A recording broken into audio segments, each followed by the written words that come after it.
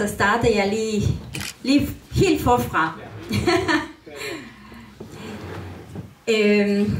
Jamen, tusind tak for, at jeg kan være her i aften sammen med jer. Jeg har virkelig glædet mig til. Også glædet mig til at fortælle jer alt det, jeg har i mit hjerte, i min tanke. Og dele med jer i hvert fald en del af de oplevelser, jeg har haft. Mit navn er Elisabeth Mendoza. Jeg kommer fra Peru, Sydamerika, og jeg kom til Danmark i 2005. Som jeg sagde lige før, jeg er ikke helt ny. Så lidt kender jeg jo. Jeg har uddannet mig i virkelig mange forskellige ting, som jeg bruger på mange måder i dag. Den sidste uddannelse, eller en af dem, har været som sygeplejerske, og i dag arbejder jeg som sygeplejerske i Gystrup, på Gystrup sygehus, lige over hele huset. Ellers så har jeg arbejdet, jeg tror jeg har set nogen i hvert fald, på Sangosparken. Jeg har været centersygeplejerske der i lige over 2 år, her i Kjellerup, ikke? Og så ellers har jeg været centersygeplejerske, hvor jeg var med til at opstarte et helt nyt friplejehjem i Gellerup i Aarhus. Men fordi jeg er denne slags sygeplejerske, som ikke vil finde sig i alt, som kan påvirke autorisation, så var jeg nødt til at stoppe. Og så startede jeg igen på Gystrup. Jeg arbejdede også som forfatter.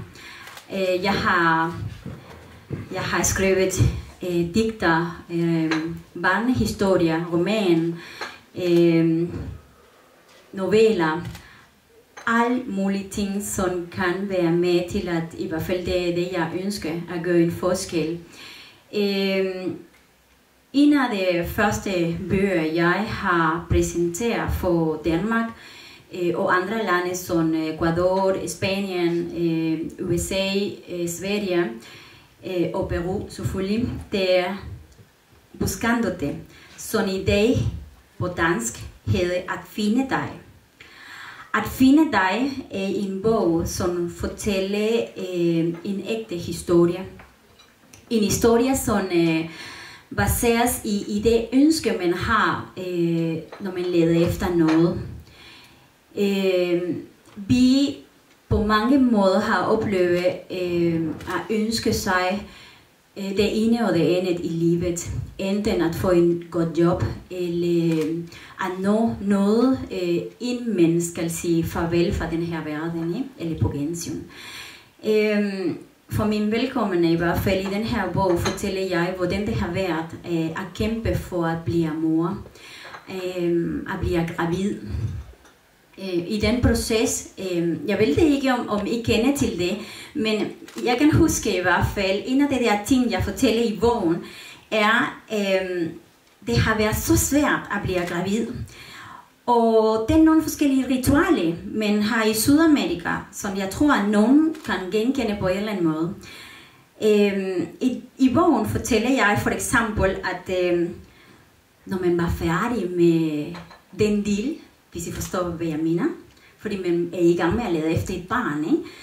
Så skulle mænden vende kvinden om på hovedet og ryste den, for man kunne måske blive gravid. Det passede ikke helt, fordi man blev ikke gravid i hvert fald.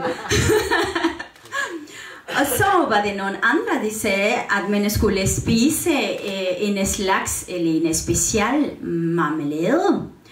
Og så var det en aften, hvor man tænkte, okay, jamen, jeg er ikke så meget til at spise søde, så hvad gør vi så? Og normalt var jeg vant til at få blomster. Men den aften i hvert fald, manden kom hjem med marmelade. Fordi han havde hørt i hvert fald fra en af hans moster, at den er kun godt, hvis man får det hver dag, 3 gange om dagen, så kunne man blive gravid. Det passede heller ikke. Jeg fik den over en måned, og jeg blev aldrig gravid. Sådan nogle historier i hvert fald fortæller jeg i den her bog. Det har virkelig været en bog, hvor jeg fortæller også om tro, om hvad det betyder at holde fast på den tro, man har, uden at miste eller blive i tvivl om, at Gud vil vise sig for mig på alle mulige måder. Og at lære i hvert fald at være taknemmelig for det, man har, og for det, man ikke har. I bogen fortæller jeg, hvor vigtigt det er familie. Den, der elsker dig, og den, du elsker.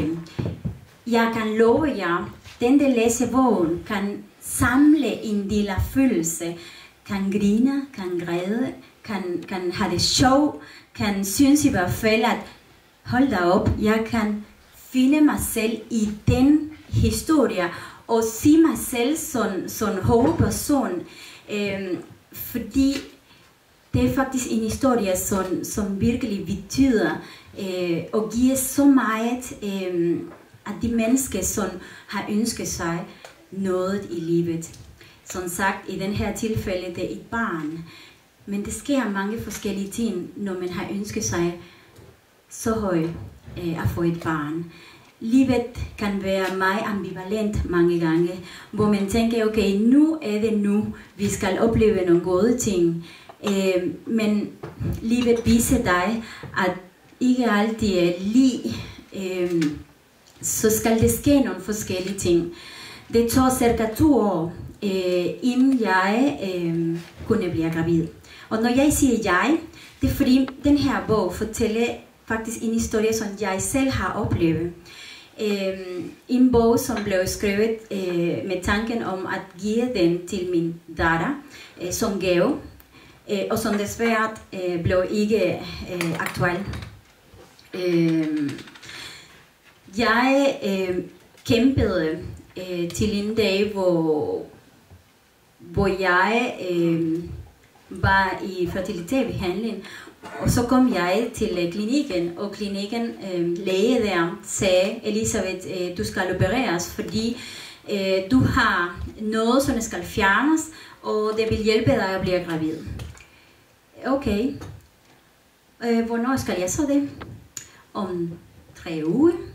Nå, okay. Godt så. Så kom jeg efter den tid, han sagde, jeg skulle komme. Og så lå jeg der. Og så sagde han, Elisabeth, vi kan ikke operere dig. Nå, for pokker, hvad skal det så nu? Du er gravid. Og jeg tænkte, okay, det var godt nok et mirakel det her, efter 2 år. Nå. Og jeg var den lykkeligste kvinde i hele verden, og jeg ville fortælle det alle de mennesker, jeg mødte på min vej. Men så tiden gik, og hvor jeg kan ikke fortælle jer hele historien, for ellers så ville I ikke læse bogen. Men i hvert fald, det skete mange ting i den her proces, hvor den 26. februar, en dag, hvor man ikke glemmer, bare for at glemme, skulle jeg til læge. Det er så utroligt, fordi det er gået virkelig mange år. Jeg skrev bogen i 2013 første gang. Det blev udgivet i 2015 og på dansk i 2018. Og selvom det er gået som en del år, jeg kan love jer, jeg bliver stadigvæk rørt. Fordi når man har oplevet sådan nogle ting, så er det nogle ting, man aldrig glemmer. Da jeg kom til læge, jeg blev glad, fordi de skulle scannes og se, hvordan det går med den lille baby der. Men jeg kunne ikke sige noget, og lægen kunne heller ikke høre noget. Min datter skulle ikke være her. Hun skulle kun lære mig, at det er dejligt at have den her følelse om, hvordan det er at ønske sig noget, at kæmpe for det, og at have den her følelse, som hedder, jeg er mor. Min datter var 7. Hun manglede en del af hjerne. Og hun kunne kun overleve, hvis hun skulle være i min mave. Men en baby kan kun være i maven i 9 måneder. Så desværre skete det, at min datter døde. I kan se på mig, at det er svært at snakke om det stadigvæk, ikke? Og det er det også. Men jeg er stolt og glad over, at jeg kan faktisk fortælle mange mennesker gennem min bog, hvordan det er, den her proces, hvordan det er det med at miste, og hvordan det er det med at tro på noget, der er stærkere end os selv. Fordi jeg er sikker på, at hvis jeg ikke havde den her tro, så havde jeg overhovedet ikke siddet her sammen med jer. Og på grund af min tro, så er jeg så privilegeret over, at jeg har faktisk en dejlig dreng i dag, som er lige der, Dariel. Og han var med det store mirakel i hvert fald. Bogen At finde dig er den første del af den anden bog, som hedder på spansk Buscándome. Det er hvordan jeg finder mig selv. Den er ikke på dansk endnu, men den kommer til. Når man har mistet et barn, en mor, en far, så er det sådan det der med, at man har det virkelig svært ved at snakke om det. Fordi døden i sig selv, det er stadigvæk et tabu. Det er ikke alle familier, som tør at snakke om, hvad er det du ønsker, når du skal dø. Som sygeplejerske har jeg oplevet i hvert fald at snakke med rigtig mange familier om det. Og de fleste har synes, at det har været rigtig dejligt, at man kunne snakke om det, fordi på den måde kan man hjælpe med at opfylde de ønsker, som far, mor har. Med den her motivation, jeg har haft, så har jeg lavet en lille bog, som jeg præsenterede i Gellerup, dengang jeg var med til at opstarte den her friplejehjem. Den hedder Min livshistorie. Min livshistorie er en redskab, som kan hjælpe med at starte med den her snak. Og den, som skal flytte på plejehjem, kan i hvert fald tage med og aflevere den til sundhedspersonale, for at de kan i hvert fald kende den, der skal flytte ind bedre, til at man kan også give en bedre behandling, et bedre plejeforløb, og give noget godt kvalitet i hvert fald, så det er det, vi mangler i dag. I den her lille billedhæfte, som jeg kalder, fortæller jeg nogle forskellige, jeg stiller nogle forskellige spørgsmål, som meget banale spørgsmål, som for eksempel, hvor kan du lide, når du ligger i din seng, hvor kan du lide at sove? Er det højre eller venstre? Og hvorfor det? I tænker, jamen Elisabeth, helt ærligt, må det være lige meget, tænker I måske. Men nej, det er det faktisk ikke. Min oplevelse er, en episode for eksempel, jeg havde en dame, som havde det virkelig svært ved at falde i søvn, og hun kæmpede, og mange af mine kolleger mente, at hun skulle starte med sovemedicin og alt muligt. Hun var allerede diagnosticeret med demenssygdom, så det var virkelig svært at stille spørgsmålstegn, okay, hvad sker lige her? Hvorfor kan du ikke sove om natten? Så snakkede jeg med familier. De fortæller i hvert fald, at mor har altid sovet på sin højre side, fordi det var mænd, som sov på den anden side. Og hun kunne rigtig lide, at hendes mænd skulle lægge hånden om hende. Så hun havde den her tendens til at sove i den her indstilling. Så og det var, okay, så prøver vi det. Vi flyttede sengen. Vi lavede alt det, vi kunne, for at hun kunne mærke i hvert fald, at nu er det den der side, hun skal sove i. Og hvad skete det så? Hele hendes døgnrytme blev godt igen. Og så nogle små ting, en anden episode, hvor jeg også spørger, i hvert fald gennem den her bildhæfte, det er en dame igen, som ikke ville få hjælp til at blive vasket. Hun kæmpede imod og sparkede og alt muligt. Hun ville bare ikke. Jeg faktisk startede på den her job, og jeg kendte ikke damen. Og så spurgte jeg, om de havde haft den her indflytningssamtale, og hvor længe hun havde boet der hos dem. Hun havde boet i cirka 10 år. Okay, har I haft den der indflytningssamtale? Nej. Nå, så er det måske på tide. Så ringede jeg til familie, inviterede jeg den til møde, og så snakkede jeg lige om, hvordan det ledes her, hvor kender I noget til barndom og ungdom, og hvordan det har været. Så fortæller de, at den her dame, hun havde en rigtig hård liv. Hun passede brødre og søstre, og hans forældre var meget strikt, meget sådan, nu er det nu, det skal du bare gøre. Og så, da hun var ung, oplevede hun overgreb. Så kom med den her tanke, så er det måske derfor, fordi når man har oplevet nogle ting, så kommer den ind i vores ubevidsthed. Og det gør faktisk, at man reagerer på en anden måde, end man tænker, man kan reagere. Og så var det mere forståeligt i hvert fald, okay, nu skal vi i hvert fald leve noget andet, for at vi kan hjælpe den her person. Og så lavede vi en hel handlingsplan, i hvert fald, for at vi kunne hjælpe den her dame. Så det er nogle ting, jeg stiller jer spørgsmål her, som borgerne kan være med til at forsvare, og snakke lidt med mor og far. Hvad ønsker du? Vil du snakke med en præst? Vil du, at vi siger ja til genoplevning?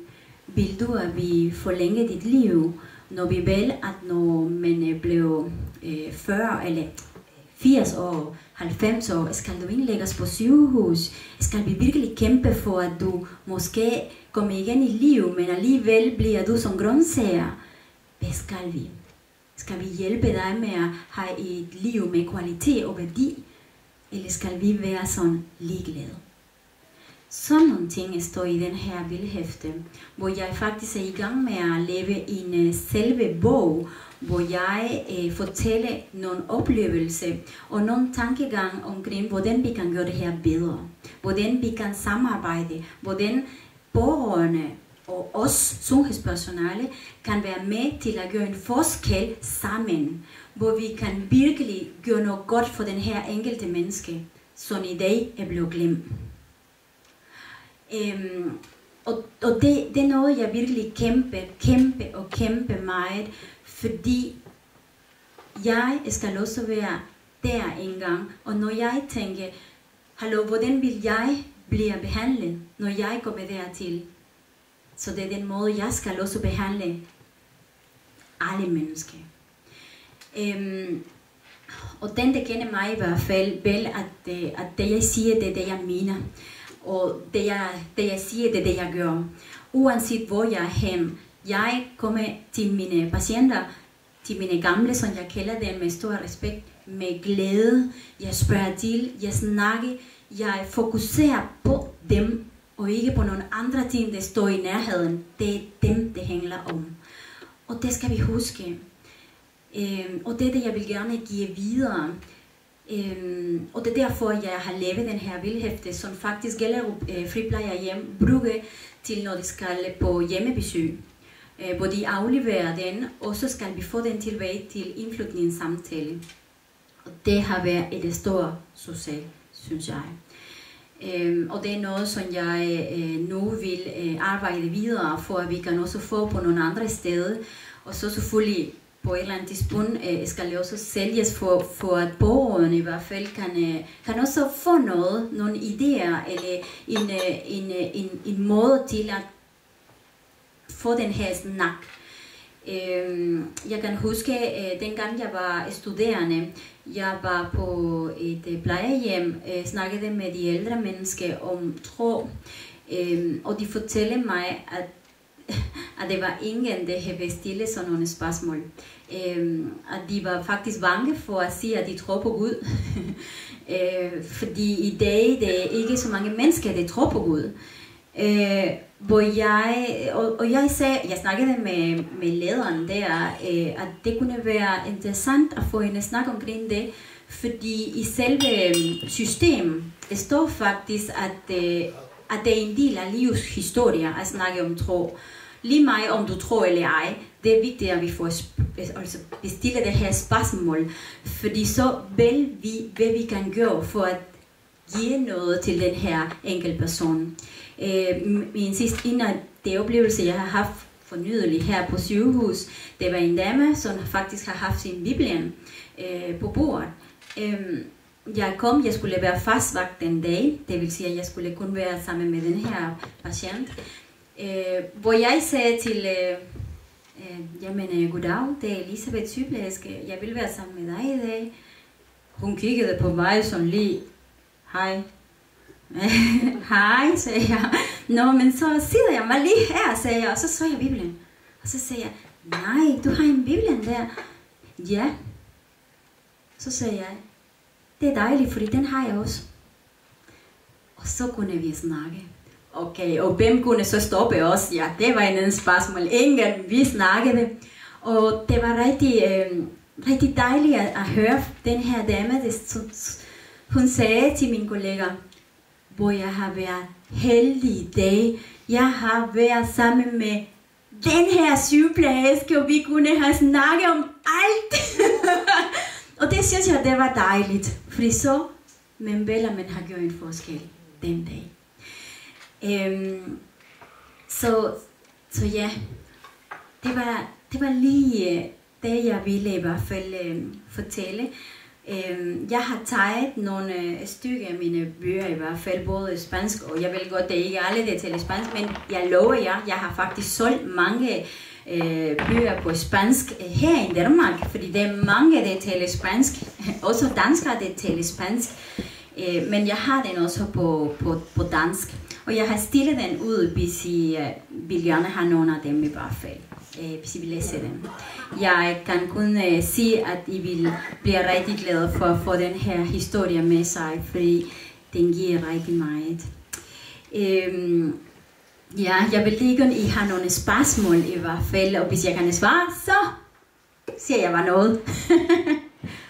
Har I nogle spørgsmål?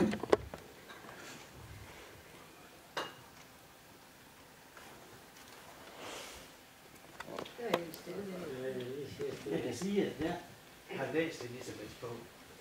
Og dengang jeg så bogen, så tænkte jeg, er det noget for mig?